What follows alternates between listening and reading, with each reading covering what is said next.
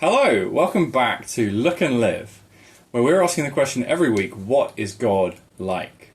And we're going through different picture language, analogies, similes, metaphors, poetic ideas that God himself gives us so that we can understand what he's like.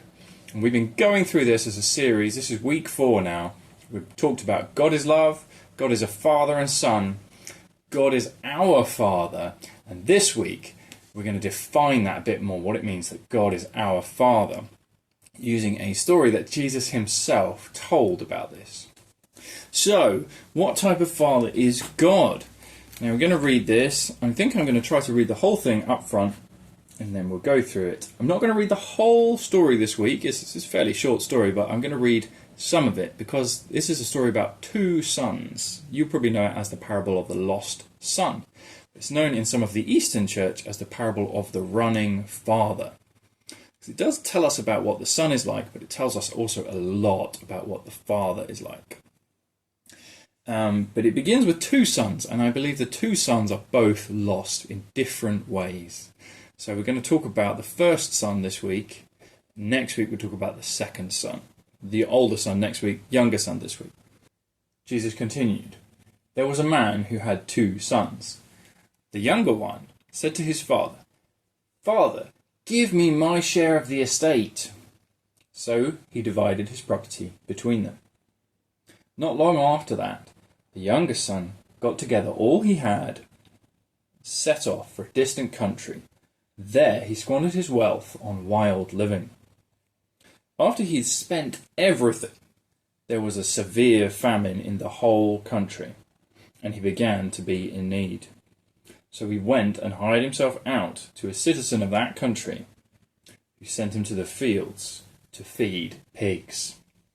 He longed to fill his stomach with the pods that the pigs were eating, but no one gave him anything." I think let's pause the story there, and we come back to it in a minute. So we're about halfway through this half of the story. We're covering about the younger son. So let's just set up the analogy. The father is a bit like God, the sons are a bit like us. Simple enough. So, there's a father, he has two sons. The younger son says, "Give me my money now." This is very cruel, unkind, shameful, I believe, rude thing to say. He wants his inheritance now. He's basically saying to the father, "I wish you were dead. I don't want to wait for you to die for me to get my stuff." He's just saying, what can I get out of my father? I can get my stuff out of him. I can get some fields, some sheep. But he's not interested in fields and sheep. He just wants the cash, because not long afterwards, he's liquidated all his assets. He'd gathered up all he had. And that family probably had land, maybe buildings, probably flocks of sheep or herds of cows and that type of thing. But the son doesn't want that stuff. He doesn't want to build a positive empire for himself. He doesn't want to build an income, create something that cultivates something that matters.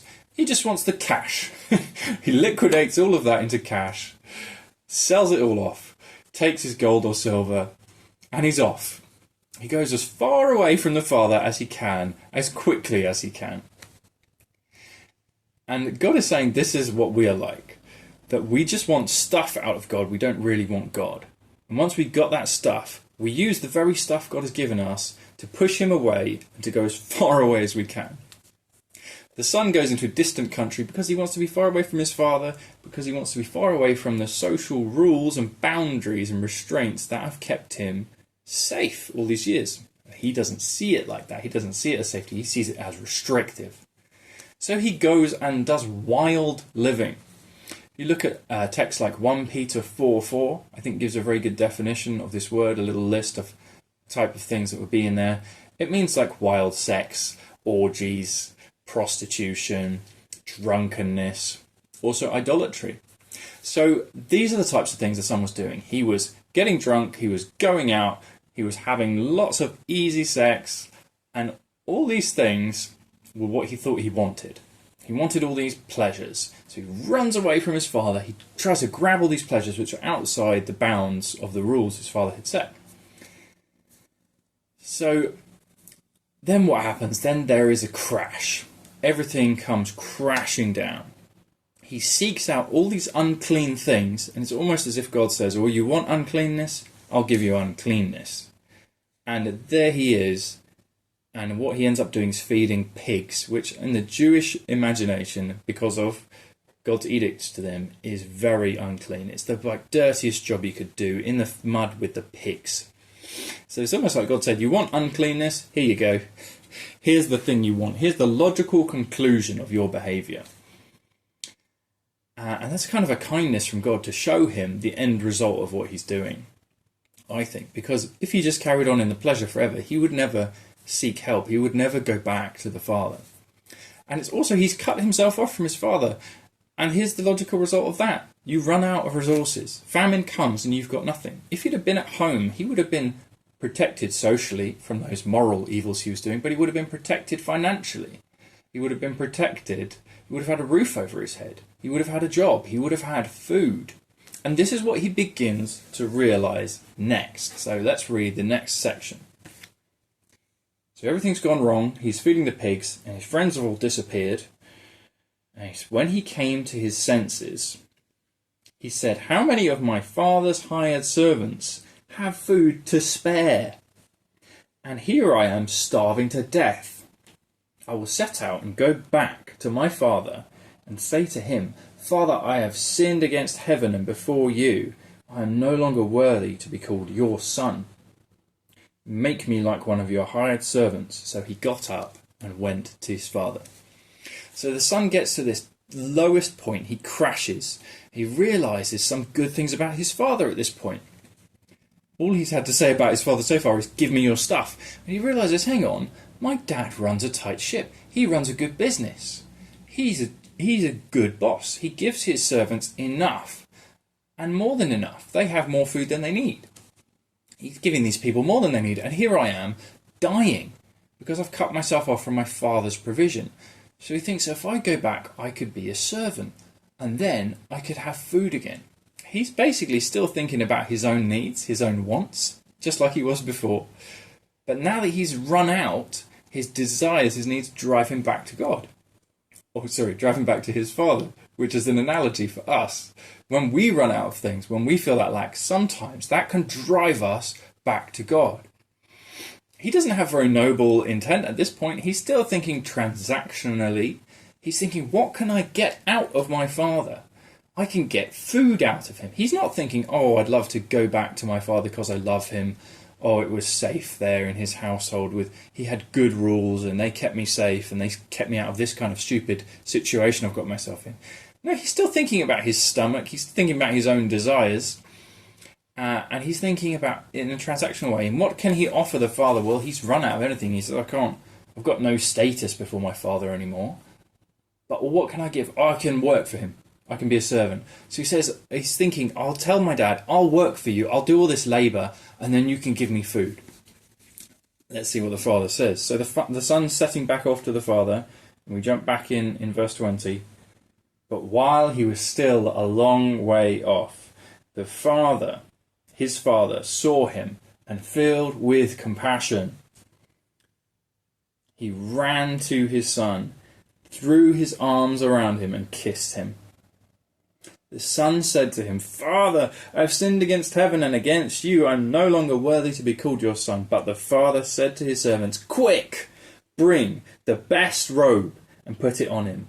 Bring a ring and put it on his finger and sandals on his feet. Bring the fattened calf and kill it. Let's have a feast and celebrate. For this son of mine was dead and is now alive again. He was lost and is found." So they began to celebrate. And then we go on and talk about the second grumpy son it talks about afterwards. But we'll talk about that next week, the second son. So this younger son, he wanted things out of God. He's done all this evil. He's gone off as far away from God as he could. I keep mixing the analogy with the reality, sorry about that. So the son's gone off as far away from his father as he could. He's done all these unclean things, realises he can get some food if he goes back. And he thinks he can offer the father something so he can get the food. He thinks it's going to be a transaction. I'll give you something, you give me something. But what does he encounter? He doesn't encounter a father who's transactional. He encounters a father who is pure love, who has compassion on his son. What his son's done is very shameful, would bring shame on the family.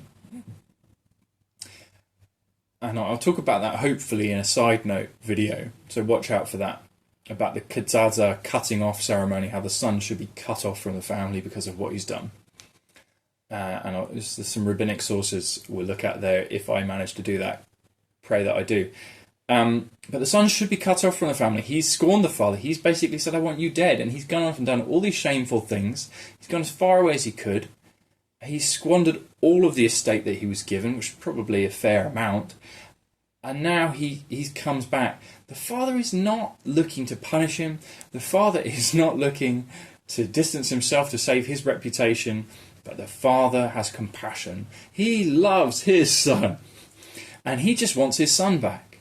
He's not interested in a transaction. The son tries to do the speech he's prepared. The father cuts him off halfway. The son tries to come back to the father, but the father cuts him off coming back because he runs out. He has more love to pour out than the son has. He runs out and grabs him. He jumps on him. This is love. He's hugging and kissing his son out of pure love and affection and goodness. And then he says, get a robe on this kid. Get the best robe. Put a ring on his finger of honor. Get sandals on his feet. He just wants to bless his son.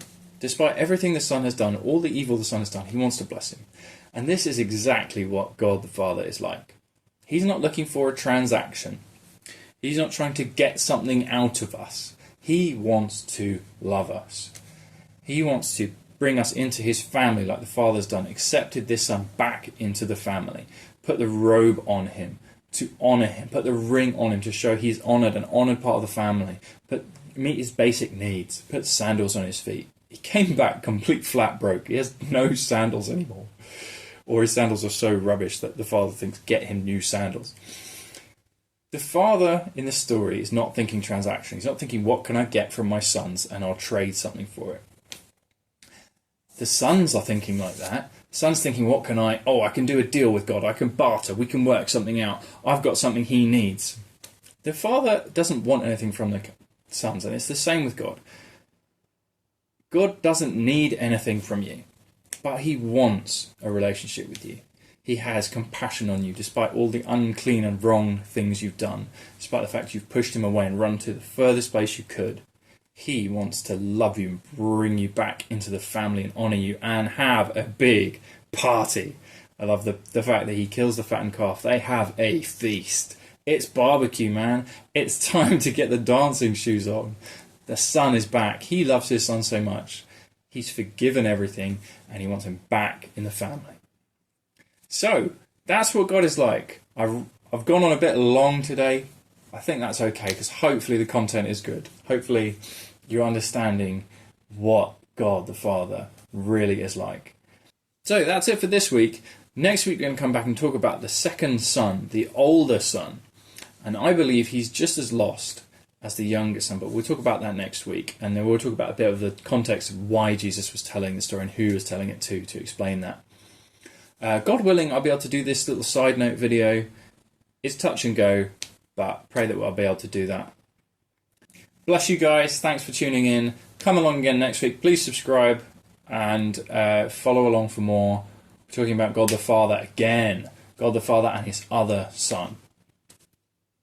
Thanks for tuning in, guys.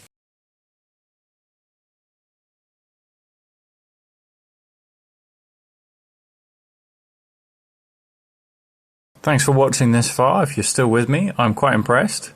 These paintings that are on the wall behind me are done by my wife. And if you want to support me and to support her, to support our channel, and if you like the paintings, I'll put a link to her Instagram and her artist email address below.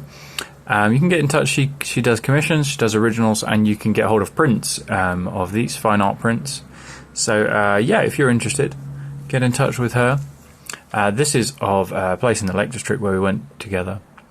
I hope you enjoyed the video. Tune again next week. Hopefully I'll get the side notes video out as well.